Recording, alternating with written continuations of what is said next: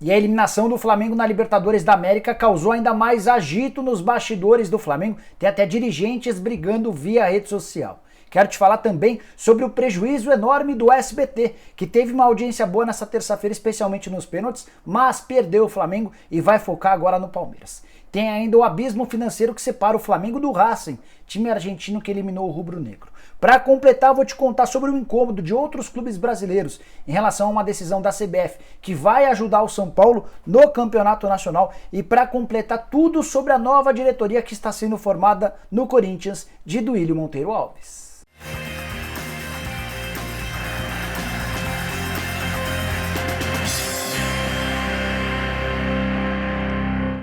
Fala aí pessoal, sou o Jorge Nicola, bem-vindos a mais um vídeo do canal, bem legal ter vocês por aqui. E antes de passar todas as informações, aqueles dois rápidos pedidos, primeiro para você deixar um like por aqui, depois para se inscrever no canal do Nicola, só apertar esse botãozinho vermelho de inscreva-se, você dá uma enorme ajuda. Se você acionar o sininho para receber notificações de vídeos e lives, também contribui bastante, fechado? No final do vídeo eu te explico como é que você vira membro do canal do Nicola.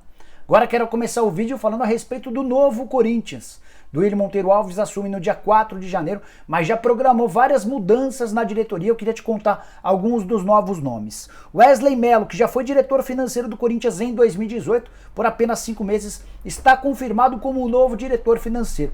Cara super bem falado no meio, ele é chefe financeiro de uma grande agência de publicidade e aceitou voltar ao Corinthians, agora com a missão de colocar essas dívidas corintianas em ordem. Outro que está voltando é o Alessandro, que já foi jogador do Corinthians e era até o início do ano passado gerente de futebol quando foi mandado embora pelo André Sanches. Como é o Duílio que será o presidente, a relação do Duílio com o Alessandro é muito boa, a tendência é que o Alessandro volte para exercer o mesmo cargo. Agora uma notícia exclusiva que eu queria dividir com vocês.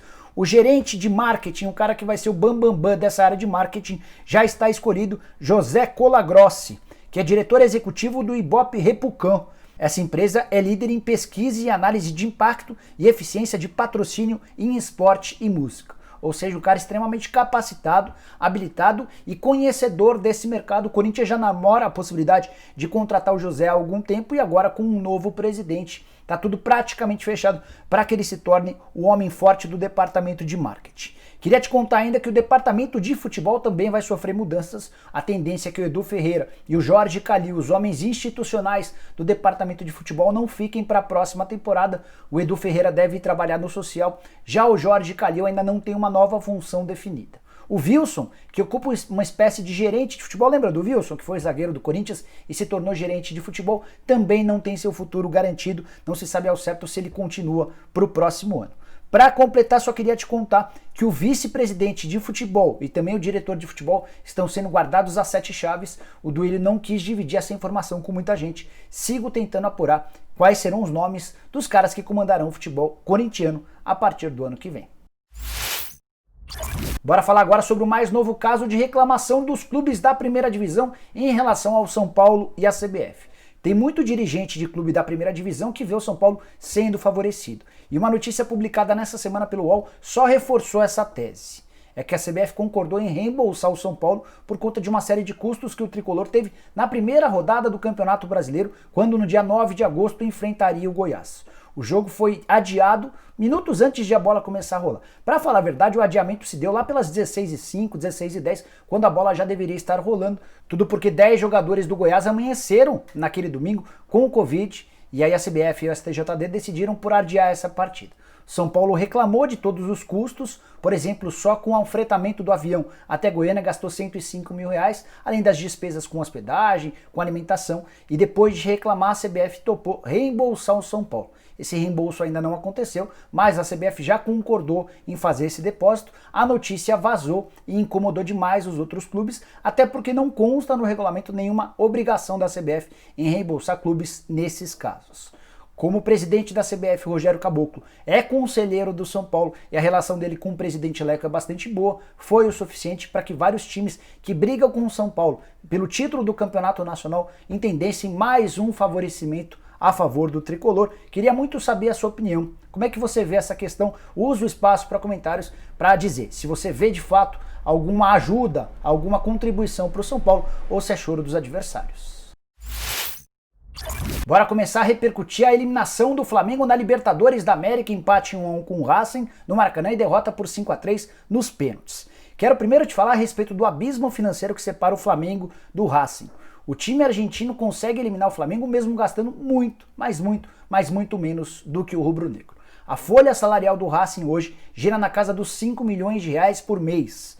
A folha do Flamengo é de 22 milhões e meio de reais, ou seja, 4 meses e meio do Racing equivalem a apenas um mês da folha salarial do Flamengo. Se a gente pegar o teto salarial do Racing, a diferença também é gritante. Entre os atletas, aqueles mais bem pagos faturam algo na casa de 200 mil reais por mês. Só para citar um caso, o Lisandro Lopes, que é o atacante do time e é também o capitão, aquele que cavou a expulsão do Tuller no primeiro jogo e do Rodrigo Caio no segundo jogo, fatura na casa dos 200 mil reais mensais. Vamos comparar com o Flamengo? O Gustavo Henrique, que foi contratado de graça do Santos, ganha, entre salários, direitos de imagem e luvas, 700 mil reais por mês. Ou seja, 3 meses e meio o salário do atleta mais bem pago do Racing, uma baita discrepância. E olha que eu nem usei o Gabigol nesse exemplo, o Gabigol fatura 1 milhão e 600 mil reais por mês, quase 30%, quase um terço do salário de todo o elenco e também da comissão técnica do Racing. É bom contar que nessa conta de 5 milhões a gente também está incluindo, por exemplo, o BKSS e todos os seus auxiliares. Aí você deve estar me cornetando, né? Ah, Nicola, mas desde quando a parte financeira entra em campo? Não entra. Mas acho que está na hora de os clubes brasileiros começarem a pensar o porquê de gastarem tanto mais do que os clubes na América do Sul e mesmo assim, invariavelmente, não conseguirem ser hegemônicos. Pelo que gastam, os times brasileiros tinham que dominar por completo a Libertadores da América e faz tempo que a gente não vê uma hegemonia dessa. Bora falar agora sobre a disputa dessa terça-feira entre Globo e SBT pela audiência. Como aconteceu na semana passada, a Globo levou a melhor em relação ao jogo do Flamengo com o Racing, enquanto contou com o Jornal Nacional e também com a novela, que é Reprise. A Força do Querer está sendo reprisada por causa da pandemia do coronavírus. Enquanto teve a novela e o Jornal Nacional, a média de audiência da Globo foi de 26 pontos contra 19 pontos de audiência do SBT com Flamengo e Racing, bem pouco, levando em consideração que estamos diante do time mais popular do país e num jogo decisivo de Libertadores da América.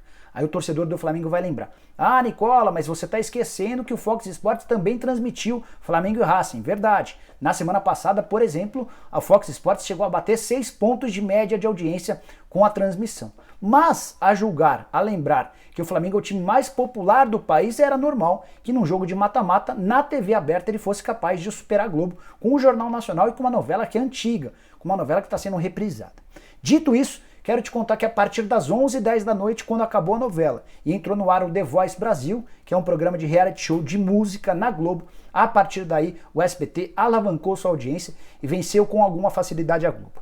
Antes mesmo dos pênaltis, o SBT já tinha pulado para 22 pontos de audiência contra 13 da Globo. Na hora que a decisão foi para a marca da Cal, aí o SBT chegou a bater 24 pontos de média contra 12 da Globo, ou seja, o dobro de audiência. O que prova que o torcedor até estava ligado no SBT, mas somente depois da novela. Já em São Paulo, o Flamengo não foi capaz de embalar a audiência e o SBT ficou o tempo inteiro em terceiro lugar, enquanto teve Jornal Nacional e novela, a Globo ficou em primeiro, a Record em segundo e o SBT em terceiro.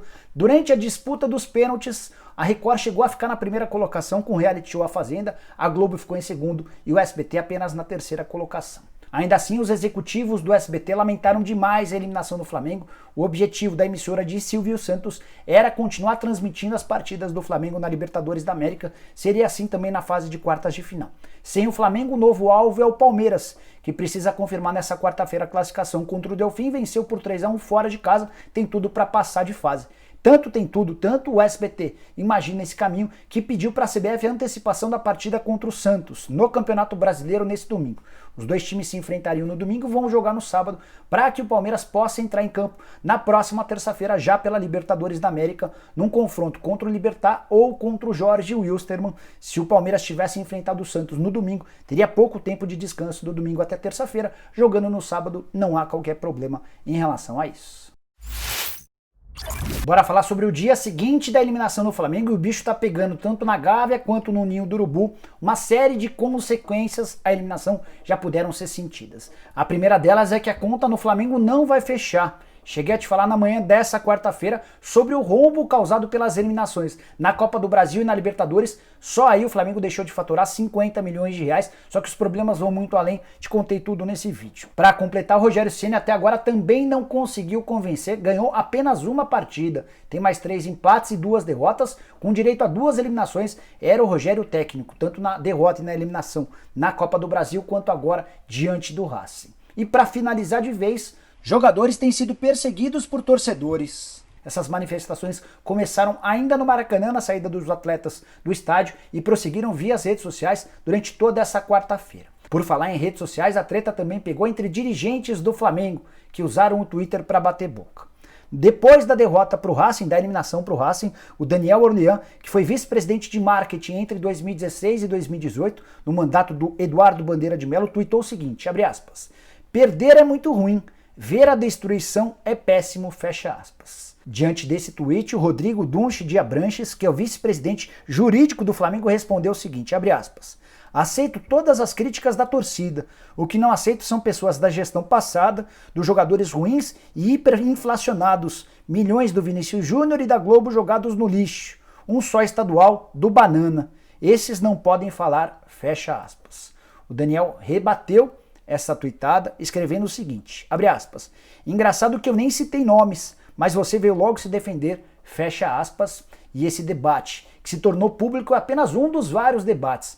O grupo de WhatsApp de conselheiros do Flamengo também esquentou, com muita gente reclamando, cornetando o atual presidente Rodolfo Landim, sobrou até por Marcos Braz, que é o vice-presidente de futebol super vitorioso na temporada passada, mas que cometeu uma série de equívocos em 2020. A maioria das contratações não funcionou, algumas delas muito caras, como por exemplo o Michael, 7 milhões e meio de euros, o Gustavo Henrique, que chegou de graça, mas custa 700 mil reais por mês, o Léo Pereira, contratado por 7 milhões de euros, mesmo sendo apenas um zagueiro, o Gabigol custou 16 milhões e meio de euros e tem jogado pouco por causa de uma série de contusões, enfim. Coisa no Flamengo não funciona bem e a tendência é que essa crise cresça ainda mais, com o Flamengo tendo apenas o Campeonato Brasileiro para disputar e o pior, com um cenário político cada vez mais quente, porque teremos no ano que vem eleições. Alguns dos movimentos feitos recentemente já são de olho na próxima eleição. O caso do peruano, por exemplo, que foi candidato à presidência na última eleição, condenando, cornetando e pedindo investigações em relação ao Brás, é só mais um exemplo disso. Bom, pessoal, eram todas essas as informações que eu queria dividir com vocês no vídeo de hoje do canal do Nicola. Espero que vocês tenham curtido o vídeo e deixem um like por aqui. Quem ainda não se inscreveu no canal, só apertar esse botãozinho vermelho de inscreva-se, aproveita e aperta o sininho para receber notificações. Prometi que também mostraria como é que você vira membro do canal. Na descrição desse vídeo tem um link, você vai clicar lá e escolher qualquer uma das 5 categorias. Independentemente da categoria que você escolher, você vai ter direito. Por exemplo, mesmo se você escolher a categoria peladeiro, você vai ter direito a participar do bolão do Nicola, que dá uma camisa ao vencedor, participar da liga exclusiva do Cartola FC, receber vídeos antecipados, tem uma série de outros benefícios, dá uma olhada, tenho certeza que você vai curtir. Fechado? A gente se vê assim que surgirem mais notícias. Tchau, tchau!